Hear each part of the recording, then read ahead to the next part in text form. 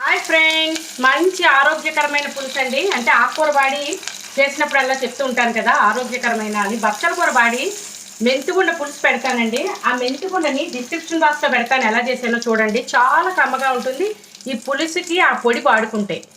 పులుసుకి కుక్కర్లో వండుతున్నానండి. ఇలాగా కుక్కర్లో 1 స్పూన్ ఆయిల్ వేసి వేడెక్కిన తర్వాత ఆవాలు, మెంతులు, ఎండుమిరపకాయ, కరివేపాకు పోపండి. అది వేగిన తర్వాత బచ్చల కూర నా గార్డెన్లోదండి. చూడండి ఎంత ఫ్రెష్గా ఉందో. అందుకే చెప్తున్నానండి, పండించుకోగలిగిన కాయగూరలు మన ఇంట్లో పండించుకుంటే చాలా బాగుంటాయండి. మన ఆరోగ్యానికి కూడా చాలా మంచిది.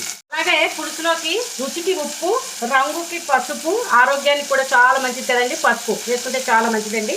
చూడండి, మనం ఎంత పులుసు పెట్టుకుందాం అనుకుంటున్నామో దాన్ని బట్టి వాటర్ యాడ్ చేసుకోవాలండి. అలాగే కొద్దిగా చింతపండు రసం, చూడండి కాయగూర ముక్కలు అవి వేస్తాను, ఇవే వేస్తాను. చూడండి చాలా కమ్మగా ఉంటుంది ఈ పులుసు.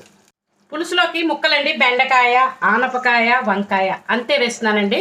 చెప్తున్నాను కదండి, ఒక్కొక్కసారి కొన్ని ముక్కలు వేసుకుంటేనే వాటి రుచి తెలుస్తుంది. అన్నీ పడేసుకుంటే ఒకేలా ఉంటాయి పులుసులన్నీ. అందుకని ఈ పులుసుని ఇలాగే మీరు కూడా ట్రై చేయండి. ఆ పొడి చేసుకుని ఉంచుకుంటే చాలా కమ్మగా ఉంటుందండి. చాలా కాయగూరలు వండుకునేటప్పుడు కూడా ఆ పొడి వాడుకుంటే బాగుంటుందని నేను ఇదివరకు కూడా కూరలు వండినప్పుడు చెప్పానండి. అలాగే ఈ పులుసు కూడా ఆ పొడి వాడుకుంటే చాలా కమ్మగా ఉంటుంది. అలాగే పులుసు అన్నాం కదండి, పులుపు కోసం చింతపండు నానబెట్టి దాన్ని కొంచెం మనం పిండి చూడండి పులుసులా తీసుకుంటాం కదా, ఆ పులుసు చింతపండు పులుసులోకి 1 స్పూన్ వరిపిండి వేసానండి.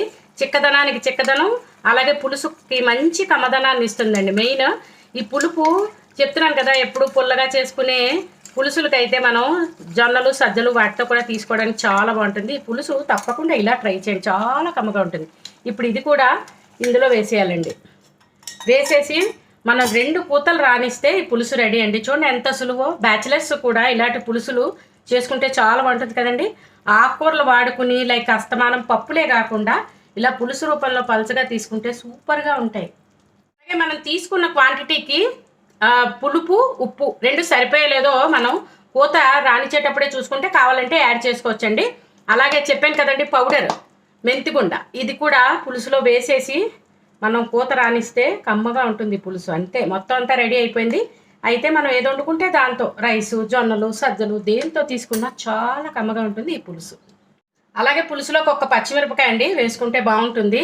మెయిన్ ఆ పొడి వాడాను కదండి, ఆ పొడిలోనే ఎండుమిరపకాయలు అవి వాడి పౌడర్ వేసానండి. కారాలు అవి సరిపోతాయి, పులుసుకు మంచి కారం కూడా దొరుకుతుంది. ఖచ్చితంగా ఇలా ట్రై చేయండి. దీనికి ఇలా కూత కోసం మూత పెట్టేస్తే 2 కూతలు రానిస్తే కనుక పులుసు రెడీ. కుక్కరు వేడి చల్లారిన తర్వాత పులుసు రెడీ అండి. చూడండి ఎంత బాగుందో. చూడడానికే కదండి, తినడానికి కూడా చాలా బాగుంటుంది. ఇందులో మనం అన్ని చక్కగా పులుపు, ఉప్పు, అలాగే కారం చెప్పాను కదా, అన్నీ కలిపానండి. చాలా కమ్మగా ఉంటుంది పులుసు. ఇలా ట్రై చేయండి. ట్రై చేసి మీకు ఎలా వచ్చిందో నాకు ఒక కమెంట్ పెట్టండి. అలాగే నా ఛానల్ కనుక సబ్స్క్రైబ్ చేసుకోకపోతే సబ్స్క్రైబ్ చేసుకోండి. ఒకవేళ చేసుకున్నట్టయితే కనుక మీ ఫ్రెండ్స్తో, రిలేటివ్స్తో షేర్ చేయండి ప్లీజ్. కొత్తగా చూస్తున్న వాళ్ళైతే మాత్రం తప్పకుండా షేర్ చేసుకోండి. అంటే మరిన్ని ఆరోగ్యకరమైన వంటలు నేను చేసినవి మీకు రీచ్ అవ్వాలంటే నా ఛానల్ సబ్స్క్రైబ్ చేసుకోవాలి కదండి.